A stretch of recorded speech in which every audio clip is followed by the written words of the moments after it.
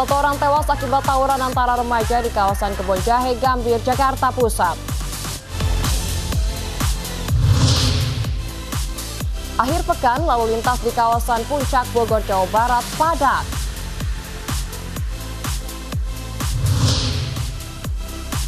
Bersepeda menjadi salah satu pilihan warga untuk menjaga tubuh tetap sehat di tengah pandemi COVID-19.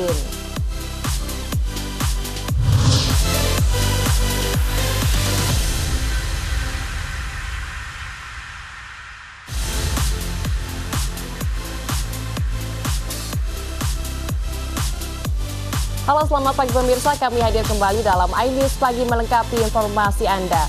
Selain 3 berita utama tadi, kami juga memiliki berita menarik lainnya seperti ricuh pembagian bantuan sosial untuk warga terdampak pandemi corona yang masih terjadi di daerah.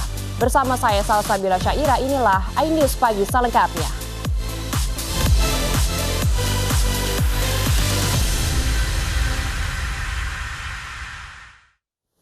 Pemirsa, tawuran antar remaja di kawasan Kebonjahe, Gambir, Jakarta Pusat menelan korban jiwa.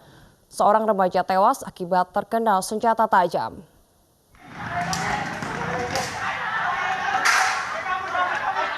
Dalam tawuran yang terjadi pada Sabtu dini hari, sekelompok remaja menyerang kelompok remaja lain dengan berbekal batu dan senjata tajam di kawasan Kebonjahe, Gambir, Jakarta Pusat.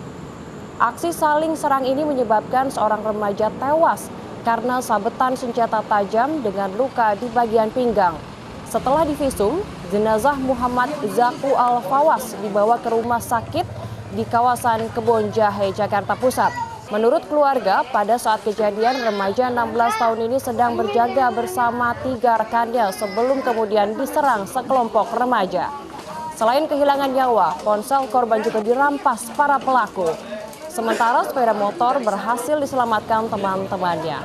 Keluarga berharap polisi mengusut tuntas kasus ini.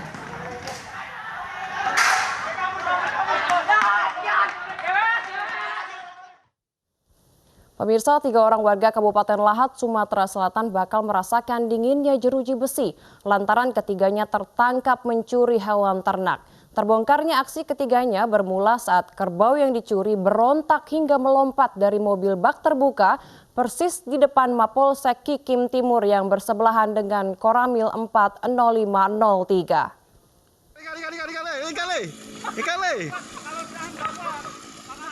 Aksi kejar-kejaran sejumlah petugas Polsek Kikim Timur dan Koramil 40503 dibantu warga ini untuk menangkap kerbau berukuran besar yang diduga baru saja jatuh dari mobil yang mengangkutnya. Kerbau ini merupakan barang bukti kejahatan pencurian yang jatuh tepat di depan Mapolsek Kikim Timur yang bersebelahan dengan Koramil 40503. Terbongkarnya aksi 3 pria ini bermula saat hewan ternak jenis kerbau betina yang dicuri berontak dan melompat keluar dari mobil bak terbuka. Ketiga pelaku pun panik lalu berusaha melarikan diri. Setelah diselidiki, polisi berhasil mengidentifikasi kendaraan pelaku hingga pelaku berhasil ditangkap. Ketiga tersangka langsung dijebloskan ke sel tahanan untuk mempertanggungjawabkan perbuatannya. Kesana dia, lah berhenti sini tadi. Pemirsa, seorang wanita gerebek suaminya yang sedang bersama selingkuhannya di sebuah kamar hotel. Keduanya dilaporkan ke polisi atas tuduhan perzinahan.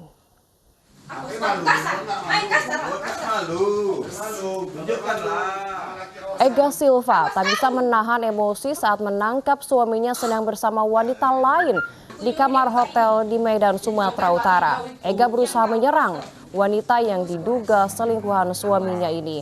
Mengetahui suaminya Dodi Alfayat berselingkuh dengan wanita lain, Eva pun melaporkan ke polisi atas tuduhan perzinahan.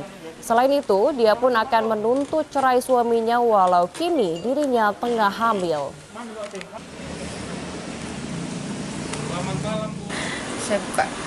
Saya kan nggak tahu password handphonenya, dia selalu sembunyiin. Tapi saya coba-coba, saya tes, saya coba-coba, akhirnya terbuka passwordnya.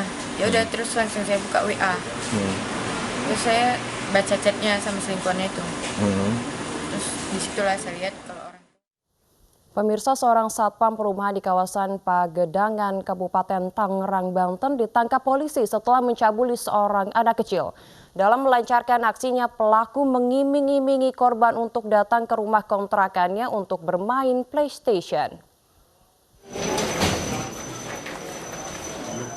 Sarifudin, seorang satpam perumahan, ditangkap polisi karena mencabuli 4 anak di rumah kontrakannya lantaran telah berpisah dengan istrinya sejak 2009 silam.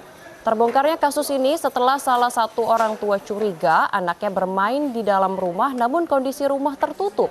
Meski sempat mengelak, korban mengaku beberapa kali dilecehkan. Orang tua korban pun segera melaporkan ke polisi. Polisi kini masih mendalami sejumlah keterangan yang beredar di masyarakat, termasuk diantaranya beredar informasi pelaku mencabuli belasan anak. Namun pelaku mengaku hanya mencabuli 4 anak saja. Modus yang digunakan pelaku adalah mengajak anak-anak bermain game di rumah kontrakan miliknya. Ini memang kita baru mendapatkan laporan kemarin ya. Jadi untuk kronologinya adalah bahwa memang tersangka inisial S ini diamankan oleh keluarga korban, kemudian dibawa ke Polsek Pagedangan, dan di mana Pagedangan kemudian melimpahkan kasus ini kepada jajaran Polres, dan memang saat ini pelaku sudah kita amankan dan masih kita dalami.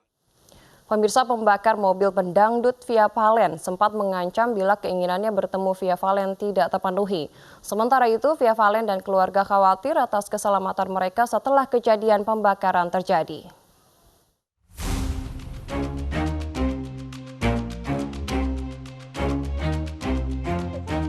Kasus pembakaran mobil pedangdut Via Valen meninggalkan trauma bagi korban dan keluarga. Sejak peristiwa yang terjadi 30 Juni lalu, keluarga menjadi takut keluar rumah dan khawatir akan adanya teror lain.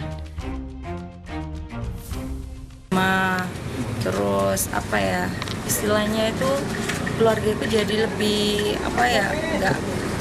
nggak mau untuk keluar rumah gitu karena ada seorang yang ngancam gitu. Dari keterangan saksi, pelaku sempat menyatakan rencana dan ancaman bila keinginannya menemui Via Valen tidak terpenuhi. Katanya, aku minta hakku Pak, Bang.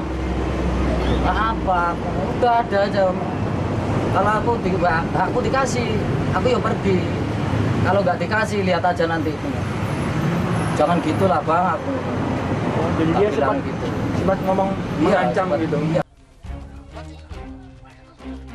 Polisi menetapkan PJ, pembakar mobil, sebagai tersangka.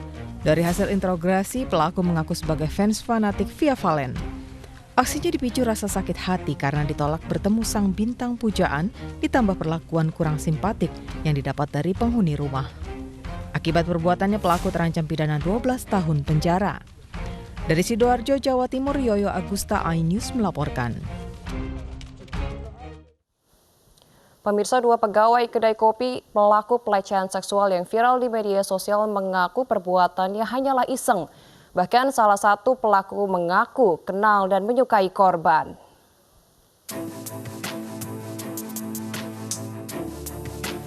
Polres Jakarta Utara menetapkan seorang tersangka berinisial DD, 22 tahun dalam kasus asusila di salah satu gerai kopi ternama. DD berperan mengunggah video rekaman CCTV yang diperbesar ke arah dada korban di sosial media. Tersangka DD merupakan pegawai kedai kopi dengan pekerjaan sebagai peracik kopi atau barista.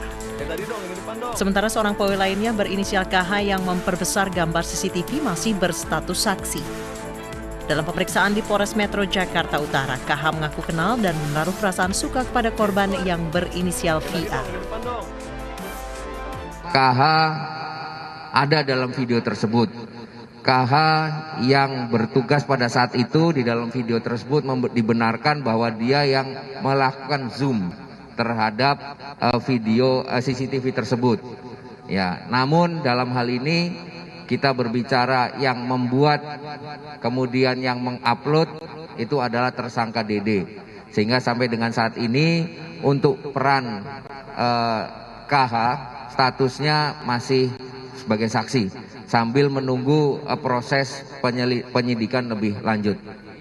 Hanya merupakan keisengan dari tersangka DD yang mencoba menggoda tersangka KH dengan saksi KH yang pada saat itu ada kenalannya, yakni saudari VA yang datang ke kedai tersebut. Pihak kedai kopi telah memberi sanksi kepada Dede dan KH. Saksi KH yang telah bekerja selama 3 tahun dan tersangka Dede yang sudah bekerja selama 1 tahun telah dipecat. Dalam kasus asusila ini, tersangka Dede dijerat pasal berlapis tentang informasi transaksi elektronik dengan ancaman hukuman 6 tahun penjara. Tim Liputan iNews melaporkan. Polisi tangkap provokator aksi demo anarkis penyaluran bantuan sosial tunai di Mandailing, Natal, Sumatera Utara. Informasi ini akan Anda simak usai jeda, tetaplah di iNews Pagi.